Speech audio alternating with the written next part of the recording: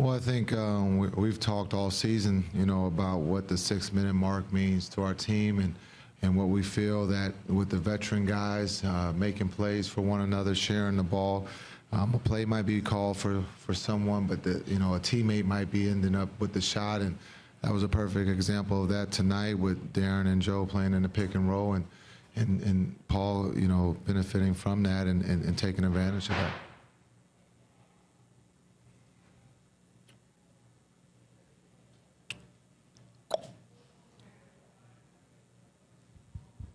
If I can follow up with another one, then why not? Early on, and maybe throughout the game, in spite of the win for you guys, it looked like there maybe was some issues down low for you, trying to slow down Jonas Valanciunas and the size that he possessed with some of the matchups for you. He's very good. He's playing extremely well, and so we got to go back and look at that. But again, I think he has 17 and 18, so he definitely controlled the boards. Right over here. Coach Steve Buffrey from the Toronto Sun.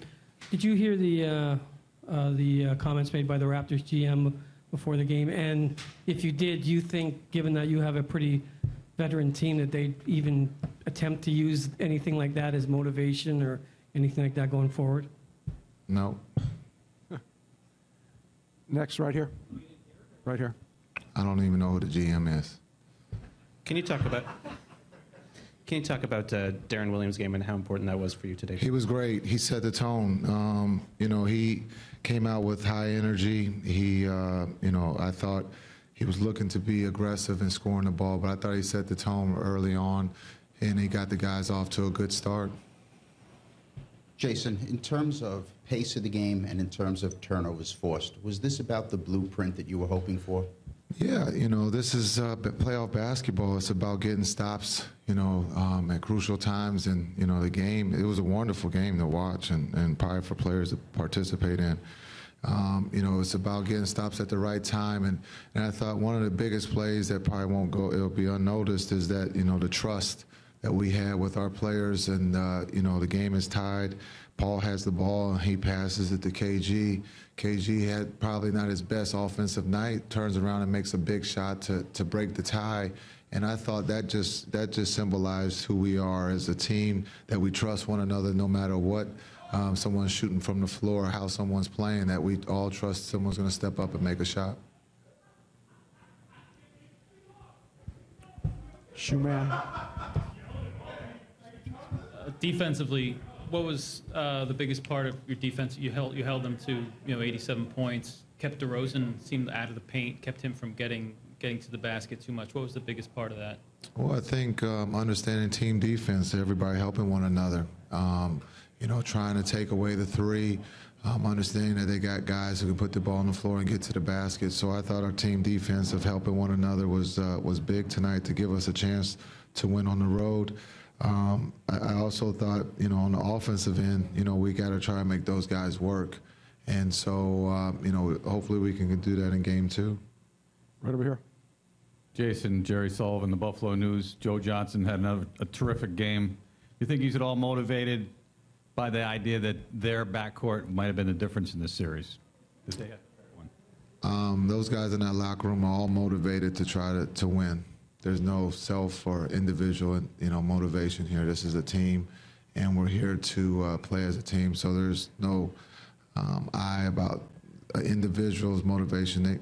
Joe wants to win, and he needs his teammates to play well, and they did. And he also played unbelievable tonight or this afternoon. Okay, thank you. One more. Okay. Jason, sir. Jason, Michael Grange from Sportsnet.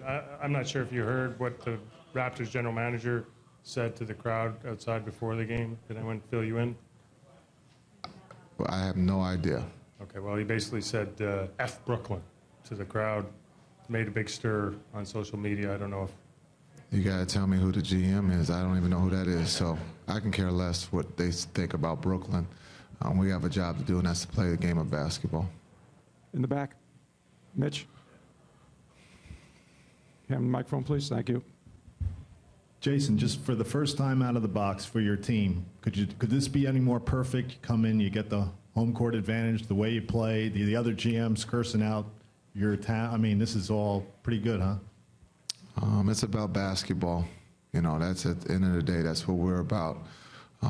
It's about trying to find a way to win on the road, and we did that this afternoon, but it doesn't stop there. You know, we got to now go look back and see what we can get better at and be ready for game 2, because we know that Toronto's going to be, you know, very aggressive to try to get, you know, a split out of this. Jason, is Kirilenko healthy? And if so, why didn't he play today?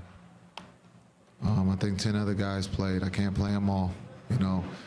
That's something that we talked about at Duke, that at some point you might not play, but you always got to be ready, and that everybody in that locker room is going to have a chance at it.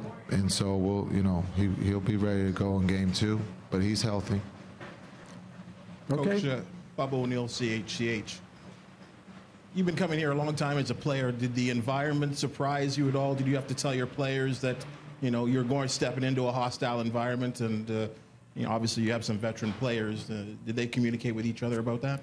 This is a great atmosphere. You know, they really support the Raptors here, and you could see that this afternoon with the sellout and the way they were supporting their team. And you know, I've been here as a player, and so I kind of had an understanding of what was going to, you know, what as a team we're going to be in for. And I thought the guys handled it quite well throughout. Again, they got a great supporting, you know, crowd here that tries to get behind their team.